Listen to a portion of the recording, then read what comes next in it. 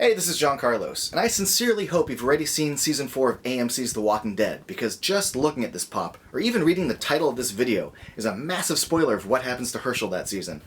This is my review of the San Diego Comic-Con 2014 exclusive Headless Hershel Funko Pop.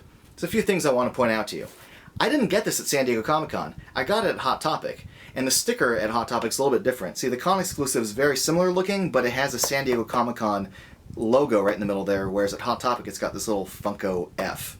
I also like the fact that it says Headless Hershel Greene on the side, even though the front doesn't have the word headless. And lastly, I dig the fact there's a bloody handprint painted on the side. I'm really happy that Funko sent out some of their con exclusives to like other retailer outlets, because I was not able to get this at San Diego Comic-Con. I got in line at like 9 a.m. on a Thursday, and before I even got into the store after 11, this was already sold out. So I'm really glad that Funko has given people the opportunity to get figures like this at other places like Barnes & Noble and Amazon and stuff. Good job.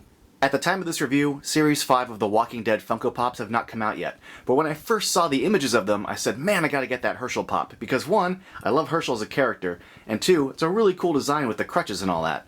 So I'm really stoked that they made a bloody headless con exclusive version. So let's just dive right on into this, because from a design standpoint, this is a really cool pop.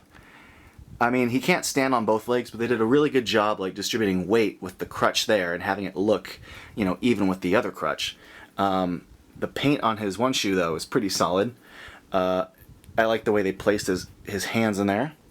Like, it all reads really evenly. Like, it doesn't read weird. Like, the design looks very natural, so good job to that. Now let's take a closer look at the paint of his outfit, because there is a lot of good work being done on this one.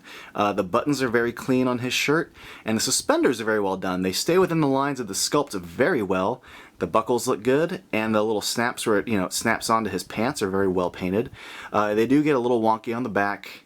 You can see where the sculpt goes and how the paint kind of misses the mark. But that's on the back, and you're not really going to notice it. Speaking of bad things on the back that you probably won't notice, the paint on his top of the crutch bleeds onto his arm and shirt there. And then you can see like there's a sculpt here where like the arm and the crutch have this space, and there's like a connector piece of sculpt. It's not really an arm, it's not really a crutch, it's just extra material that's painted like skin, and it looks really weird. But again, you won't see it from the front, so it is what it is. But I think they did a great job painting that line across his pants. The crutches are very well painted and sculpted it, even those little tiny dots in the crutches. I think they did a good job sculpting these. Sculpt overall on the pants and shirt are good. One thing I really dig is what they did with the face. I like that they included these little like old man wrinkle lines, and they're sculpted into the head. They're not painted on. Sometimes things like this have been painted on, but with this you've got little crow's feet on the edge there. And I think that's a really, really good little detail. I really, really like they sculpted that, like his brow, instead of painting it on. And also the use of paint on his eyes to create kind of squinty eyes. I think the paint on this is great. I mean, the mustache is really clean, the beard is really clean. I'm really happy with this. The only thing that's not clean is some of his white hair on the back does not follow the sculpt, but even this ponytail looks good. Overall, I'm really happy with this as a regular Hershel Pop. I think they did a great job with the hair and the sculpt, all of it. Really good. And now let's spend a moment dealing with him as a decapitatable character, because I think this is an awesome effect. Here's a closer look at the blood paint around his neck and chest shoulder area. I think they did a great job with the blood splatter, but I also like the blood drips that hang down. Even on the back, I like they included that on the back. It's an all-around, well-thought-out figure. They didn't just paint the front and then let it be that. Speaking of well thought out, I like that the inside bottom part of his head is painted bloody red too. They didn't have to include that, but it's a very, very cool effect, which I really dig, and it looks cool.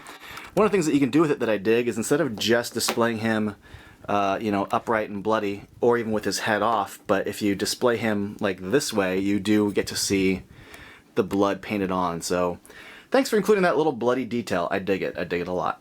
And not only do I dig the bloody paint on the head, I dig this pop as a whole. I think it's a really creative design, and one of Funko's more unique body types, in that he's legless and has crutches. Adding to that uniqueness is the fact that his head comes off and can reattach via magnet. I think this is one of my favorite Funko Pops of 2014. Thanks for watching.